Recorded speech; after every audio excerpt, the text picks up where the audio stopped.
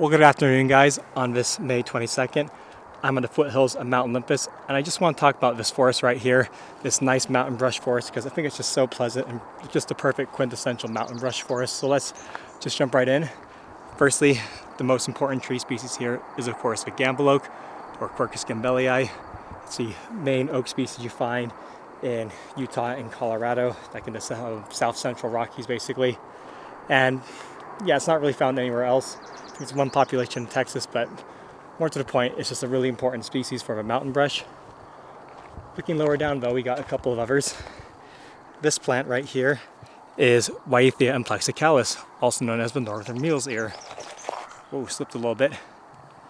It is a member of a sunflower family, as its very sunflower looking flowers give away, or should I say capitulum, because that's technically an aggregate of flowers that evolved to look like one big flower, but it's really a bunch of tiny flowers. That's what the sunflower family does. And I mean, speaking of sunflowers in particular, it is really quite closely related to the actual sunflower genus Helianthus, which you might see a little bit on the way down. And yeah, so look how big those leaves are.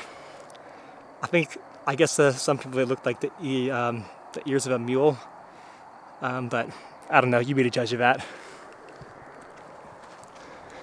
So the other main tree species you can find around here is Acer grandidentatum, the Bigtooth Maple, which you can see a specimen of up ahead. In fact, the forest doesn't get a lot thicker for them in a second. But here it is, growing rather straight upward. Usually they spread out a bit more.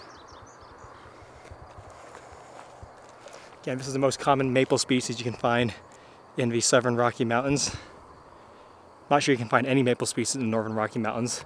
I'm not sure if this one is found in the northern Rocky Mountains for that matter, but it is found here, and that's all that really matters for this video. But you may put up a range map for them. Nah, I don't think I will. Anyways, one species of plant that's just wrapped up here, or is getting wrapped up, is Erythronium grandiflora, also known as the yellow glacier lily or the Avalanche Lily. It's got a lot of different common names, so I'm not going to list them all, but those are its developing capsules. It's either free-parted, like most members of the true lily family, Liliaceae, and there's its leaves. At this point, just trying to soak up as much sun and store it down to the bulb to use the energy for next year to then get a really early sprout, because this is one of the earliest blooming plant species in the region. Again, Erythronium grandiflora. And here you can see another species. This is most likely Galium aparine, a questionably native species that can be found quite commonly in these forests here. A member of the family Rubiaceae, which is mostly known from the tropics, although Galium is quite a diverse genus with many species in temperate regions. But yeah, it's the same family with coffee and a bunch of other plants you wouldn't really know, but coffee is the one most people are familiar with in the temperate areas where we live. Not that coffee grows in the temperate regions of the world, but it's an important crop in Rubiaceae.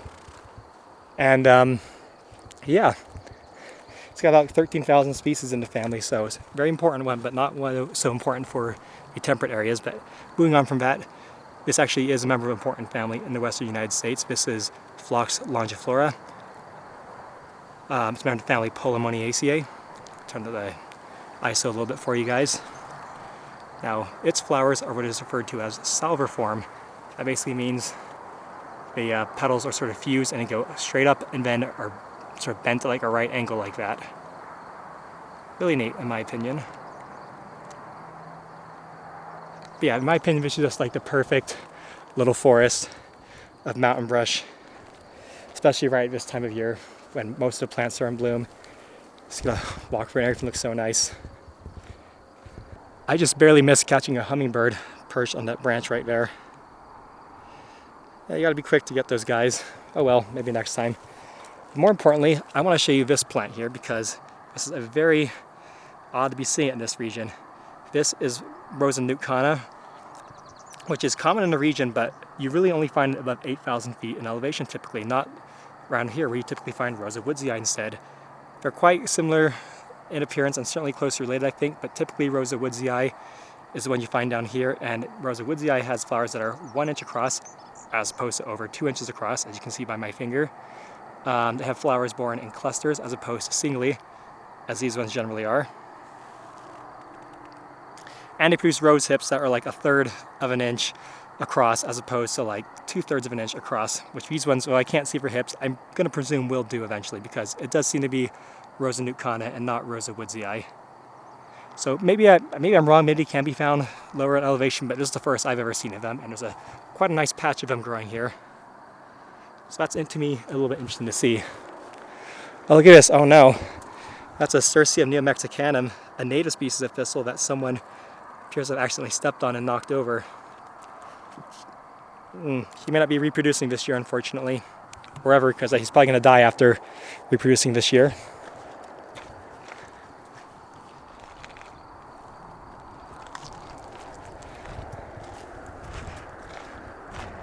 Now, I'm sort of out of the forest and more in an open sort of mountain brush habitat, but I still got some more plants I want to show you, because this is a great time to catch some wildflowers in bloom. Now we have this great species of Penstemon here, which I'm not really confident enough to identify, but I think it might be Penstemon whipplianus, because there don't seem to be many other species of Penstemon you find growing around here at this elevation. And just look at them, look how nice that is. Very purpley around here. Penstemons have opposite leaves. They were formerly considered a member of the family Scrophulariaceae, but that family of plants was completely blown apart and rearranged. There's a whole big reorganization of it, where families were moved into it and out of it, and one of the biggest winners of this rearrangement was Plantagenaceae, which gained, among other things, the Penstemons. And it was originally a family of only about 3 pretty small, insignificant genera. Well, I guess Platanus is found pretty commonly and around the world, but that's beside the point. The point is, Plantagenaceae we now know is a very large family, and it grew so much because of the so-called rules of priority and naming conventions. Maybe I'll go on a bigger rant about those in the future, but for right now, I think I want to skip that and just move on down. Here we have a specimen of Lomatium dissectum that has fully gone to fruit, though it is also being absolutely attacked by these aphids right now. That's all that little brown gunk on there. Those are all aphids that are sucking on the juice of the plant and trying to get a meal in it, and they're going to be having a pretty good time. They really love this plant. There's lots of different species of aphids, and most are at least somewhat host specific, like to the genus level, so I could probably get fairly close to identifying them, but either way, seem to be having fun. But so does this ladybug. I think we all know they like to eat aphids. There's also some ants crawling over the stem. They like to suck on the honeydew that aphids secrete. Honeydew is like a sugary, like syrupy kind of substance they secrete as they munch down on plants. So I don't know why they do that. It seems like a waste of resources, but whatever reason, ants seem to like it. Here's a specimen that's not being attacked, by the way. My shadow's in the way, sorry. Another Lomatium dissectum that seems to be free of aphids for whatever reason. So maybe this one will get the set seed and the other one won't. I believe Lomatium dissectum it's definitely a perennial. It blooms each year and lives for at least a little while. Let's move on. A couple other species I'm seeing lower down the mountains. Firstly, this one with pink flowers is a species of Allium, more commonly known as onions. So yeah, this is a wild onion, and you can probably forage it. And if you pick one of the flowers or any part of it and sniff it, it's going to smell very oniony, though maybe not in a very pleasant way. I believe the scent or flavor is a deterrent to herbivory because it's also toxic to most animals that want to forage them. Like, you can't feed your dogs onions, for instance. But humans are a bit of an exception in their ability to tolerate them. And this plant with the yellow flowers that seems to be just wrapping up is a species of Amsinkia, most likely Amsinkia menzicii, though they're a little tricky to tell apart, at least with several species you can find here. They feel pretty soft now, but once they dry out, they're going to be incredibly prickly and irritating to walk through, so enjoy them while you can. It's a member of Boraginaceae, which the scorpioid sort of cyme or scorpioid inflorescence should give away, as should its flowers if you look very closely at it, and the fact that it's very hairy, because members of Boraginaceae are often quite hairy, funny enough. But yeah, we like those plants, and I don't see Amsinkias that many other places. I mean, I see them on Antelope Island occasionally, but as far as on the foothills in the Wasatch, like at least in the central Wasatch, it's mostly around here that I see them. But maybe I'm just not looking hard enough. I see quite a lot of them amongst this cheatgrass, Bromus tectorum. All the green stuff growing amongst it seems to be the Amsinkia species. So that's cool. I love the sun. I think there's a lot of species in California And some have actually made it to South America and radiated more like in the Patagonia and Andean region. Ooh, that's a really big specimen. Yeah, we always seem to be doing well here.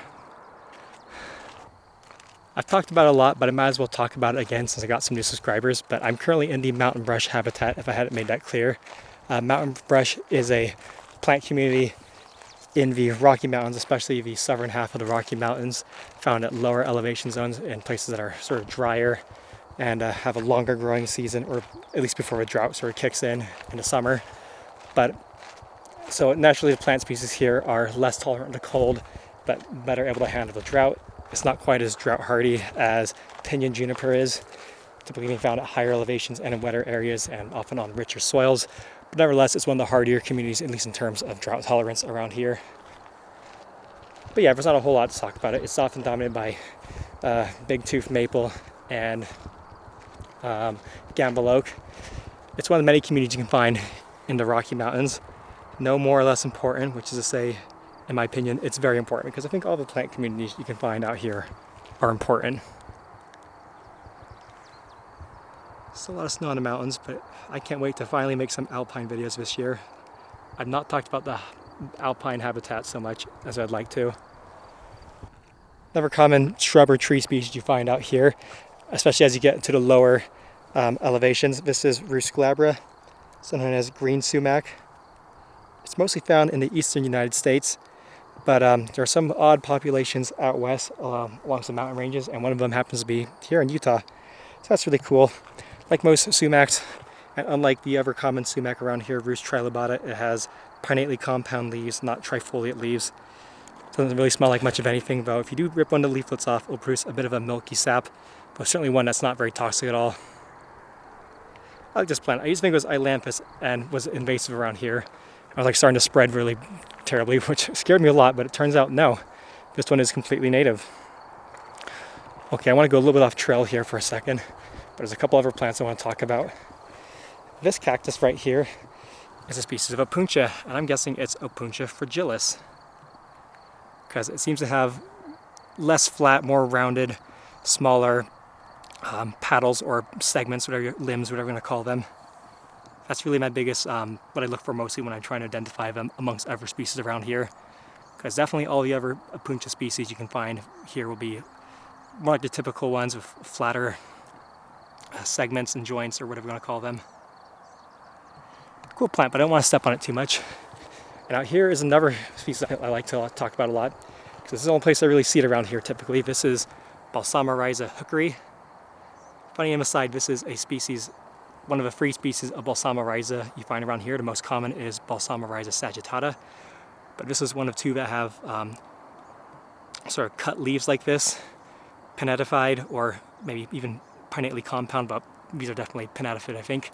And if you try to touch them, you'll find that they are, well, typically they're kind of sticky, but I think this one it's a little sticky still. I think it's drying up for the year. So, yeah, not quite sticky right now. Oh, this is nice. One other species of grass, and I don't talk about them very much. Amongst all this sheet, this is, I believe, purple freon, or Aristida purpurea.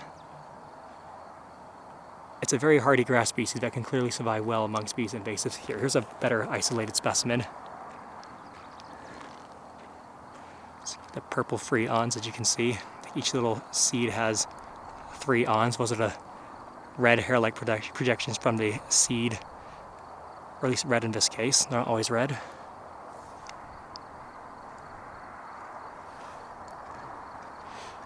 And a guy just ran by me and I didn't stop filming for once because I was too far into it. But either way, yeah, Aristida purpurea, great grass species that is native. I should plant it more in your yards. Thanks for watching and see you next time. I think I'm done for now. Okay, since I happened to see it on the way down, I should show you what a more typical Opuntia species looks like. This is Opuntia, who cares? It's some member of the Opuntia polyacantha complex. There's a lot of different species you can segregate out of it if you choose to and know enough, but I don't in this case, so I'm just going to call it Opuntia polyacantha, and that's really good enough for the most part. You can see it's got these flattened joints, these are very obviously flattened joints like a typical prickly pear. and these little weird things on top that are going to become the flowers. So if I can line up my finger and touch them without touching a spine. There you go. Sorry, my camera is right in front of my face, so I can't actually see what I'm doing. But I can now that I see my finger on camera, but that was a little risky for a second. I should come back when they're in bloom. It could be very shortly, and I think everyone knows cactuses make very beautiful flowers. Okay, thanks for watching, and see you next time for real.